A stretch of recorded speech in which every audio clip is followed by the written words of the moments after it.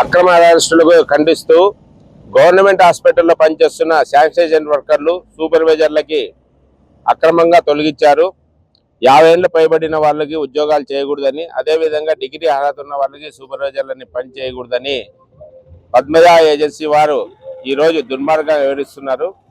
దానికి అనుగుణంగానే 39 రోజులు పెద్ద ఎత్తున నిరసన చేస్తున్నప్పటికీ శాంతియుతంగా ఈరోజు పోలీసు జిహెచ్లో పోలీసులని ఒక వలలా తీసుకొచ్చి 200 మందిని దుర్మార్గంగా వాళ్ళ హక్కులు అడుగుతుంటే అక్కడ అరెస్ట్ చేశారు. దీనికి సిఐటిగా తీవ్రంగా ఖండిస్తున్నాం.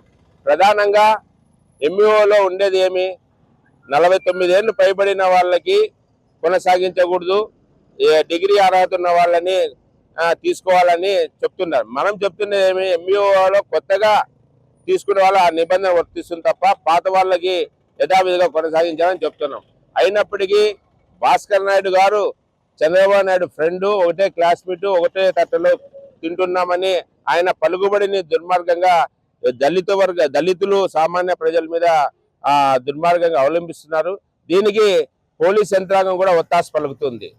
నిజంగానే కూటమి ప్రభుత్వము అధికారంలోకి వచ్చిన తర్వాత పేదవాళ్ళకి ఉద్యోగాలు ఇస్తామని చెప్పారు. కానీ ఉద్యోగాలు ఇవ్వడం అంటే ఇట్లా తొలగించి ఈ విధంగా చేయడం అనేది సిఐటిగా హెచ్చరిస్తాం. కాబట్టే రేపు నుండి ఇంకా పెద్ద ఎత్తున సిఐటిగా అన్ని సామాజిక తరగతులు ఏకం చేసి పెద్ద ఎత్తున పోరాటం చేస్తానని ఈ సందర్భంగా హెచ్చరిస్తాం. నిన్నటి రోజున గవర్నమెంట్ హాస్పిటల్ దగ్గర చాలా పెద్ద ఎత్తున ఆందోళన పోరాటం జరిగింది. అది శాంతియుతంగా జరుగుతున్న పోరాటాన్ని పద్మావతి ఏజెన్సీ సంబంధించిన మేనేజర్లు కార్మికులను రెచ్చగొట్టే పద్ధతిలో, అంటే కొంతమంది కార్మికులకు యూనిఫారం ఇస్తూ 50 సంవత్సరాల రిటైర్మెంట్ పేరుతో తొలగిస్తున్న కార్మికులకు యూనిఫారం ఇవ్వకపోతే కార్మికులు చేతులు జోడించి, అయ్యా మా వయసునిత్యం మాకన్నా గౌరవాన్ని ఇవ్వండి, మర్యాద ఇవ్వండి, 20-30 సంవత్సరాలుగా గవర్నమెంట్ హాస్పిటల్లో మేము విధులు చేశామని, ప్రజలకు సేవలు అందించామని, కరోనా టైంలో కూడా మా కుటుంబాలకు దూరమై ప్రజలకు సేవ చేశామని చెప్పి వాళ్ళు ఎంత మొరబెట్టుకున్నా కార్మికులను దుర్భాషలాడింది పద్మావతి ఏజెన్సీ సూపర్వైజర్లే,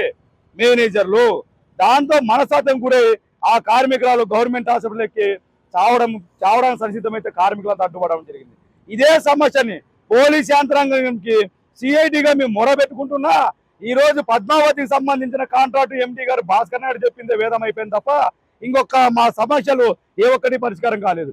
ఈ రోజు రాష్ట్ర కూటమి ప్రభుత్వం చంద్రబాబు నాయుడు అడుగుతున్నాం, అయ్యా ప్రజలకు నిజాయితీగా సేవలు అందిస్తే దేశద్రోహులు అవుతున్నారు, ప్రజల సంపదని కోట్లాది సంపదను దోచేసుకున్న వాళ్ళు ఈరోజు కాంట్రాక్ట్లు అవుతున్నారు.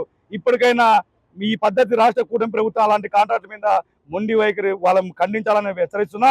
లేని పక్షాన మరింతగా ఆందోళన పోరాటాలు చేపడతాం. దీంట్లో అన్ని కలిసొచ్చే సంఘాలని కలుపుకొని కుల సంఘాలు కూడా ఈరోజు అనేక కుల సంఘాలు కూడా మద్దతు ఇవ్వడం జరుగుతుంది. ఇదే సిఐటికి ఉన్న అన్ని సంఘాలని కలుపుకొని పెద్ద ఎత్తున ఆందోళన పోరాటాలు చేస్తాం. వీలైతే పశ్చాపడే ప్రజాప్రతినిధులు, లోకల్ ఎమ్మెల్యే కావచ్చు, లోకల్ ఎంపీ కావచ్చు, ఇది హెల్త్ మినిస్టర్ ఇంటికాడ కూడా ముట్టడి కార్యక్రమం కూడా ఏర్పాటు చేస్తాం. అనేక ఆందోళన పోరాటం చేసి కార్మికుల హక్కులు సాధించే వరకు సిఐటిగా వెనకడబోమని చెప్పి మీడియా సందర్భంగా రాష్ట్ర కూటమి ప్రభుత్వానికి ఉన్నతాధికారులకు హెచ్చరిక చేస్తున్నాం. సిఐటి జిల్లా ఉపాధ్యక్షులు, నా పేరు ఏటీఎం నాగరాజు.